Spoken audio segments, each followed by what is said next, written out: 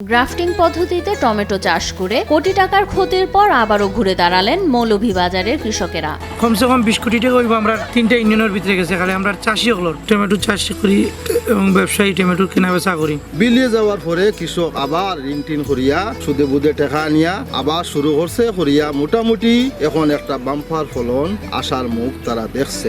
সম্প্রতি টানা বর্ষণ ও ভারতের উজান থেকে নেমে আসা পাহাড়ি ঢলে জেলার কমলগঞ্জের ধোলাই নদীর 14টি স্থানে প্রতিরক্ষা বাঁধ ভেঙে ভয়াবহ বন্যার সৃষ্টি হয়। প্লাবিত হয়ে 145টি গ্রাম ও লক্ষাধিক মানুষ পানিবন্দী হয়। বন্যাত অনেক ক্ষতি হয়েছে, গাছ পেরাত মারা গেছে, আবার মালিকে করতে লাগাইছে, আবার এখান লাগাইয়া আমরা ডাক্তার কাজে আমরা কাজ করিয়া কর্ম করিয়া কাইতে আসি। সেই বন্যায় ব্যাপকভাবে ক্ষতিগ্রস্ত হয় কৃষকের টমেটো ক্ষেত ও চারা, ফলে লোকসানে পড়েন উপজেলার প্রায় 400 কৃষক। এই টমেটো চাষ করতে গিয়া গেছে বছর যে বন্যা হয়েছে, আমরা এখানে কমলগঞ্জ প্রায় 1000 হেক্টর জমি শুধু টমেটো চাষ করি। তবে বন্যার সেই ক্ষতি পুষিয়ে আবার টমেটো চাষে ভাগ্য বদলের চেষ্টা করছেন কমলগঞ্জের টমেটো চাষিরা। 3বার লস করিয়া এখন আবার সেরা রোপণ করিয়া আবার চেষ্টা করতেছি। খাওয়ার মুখ অত বড় ফসল ধরি আইছে, বন্যা নিছে, ক্ষতিগ্রস্ত রাস্তাঘাট তো গেছে আবার লাগাইছি, আবার এইরকম ফুল আইছে জমিয়া খাওয়ার মুখ আবার ইন্ডিয়ার পানি আইয়া বন্যা নিছে কি এখন আবার লাগাইছি। এখন আপনারা কাছে দোয়া সবে দোয়া করতেন।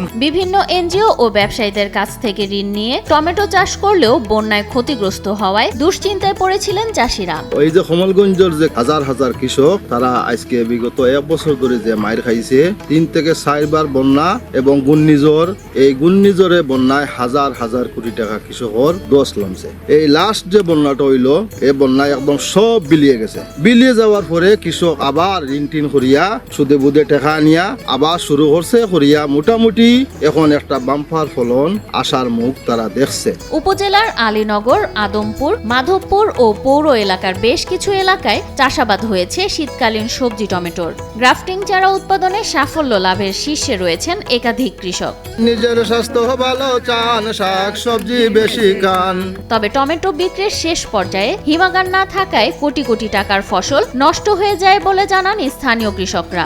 হাজার হাজার কোটি টাকা বিভিন্ন পথে ব্যয় হয়, কিন্তু একটু সুনজর যদি রাখা হয়, একটা হিমাগার কমলগঞ্জ এরিয়ার ভিতরে দেওয়া হয়, আমরা কৃষক লাভবান হইমু। আমাদের মালটাল বিক্রি করার জন্য একটা হিমাগার নাই। ভালোভাবে যদি একটা হিমাগার থাকতো তাহলে আমার মালটা স্টক করিয়া রাখতাম পারতাম। মালটা কাঁচা মাল কোনো কম দরে হইলেও বিক্রি হইতে হয়, আর নইলে মালটা নষ্ট হয়ে যাব। শুধু টমেটো চাষি নয়, টমেটো খামারে খণ্ডকালীন কর্মসংস্থান হয়েছে কয়েকশো মানুষের, ফলে বিপাকে পড়েছেন তারাও। 15-16 জন মানুষ কাজ না করি আমার বাচ্চা কাচ্চা সবাই আমরা একটু পালন করিয়া যাইতেছি।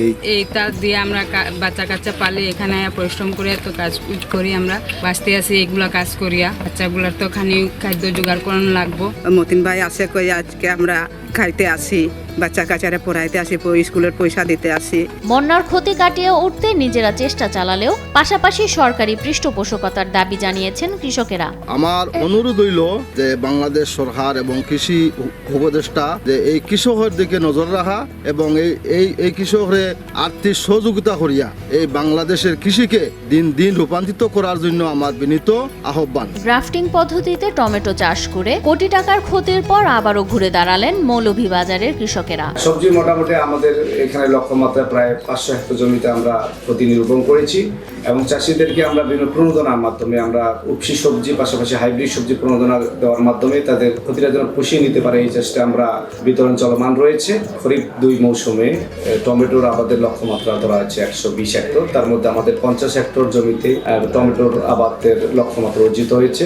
এখনো খরিফ 2 এর টমেটোর আবাদ চলমান রয়েছে। বিশেষ করে গ্রাফটিং টমেটো এখানে বিখ্যাত, তো ওনারা পর্যাপ্ত লাভের কারণেই কিন্তু এই আবাদটা দিন দিন বৃদ্ধি করতেছে।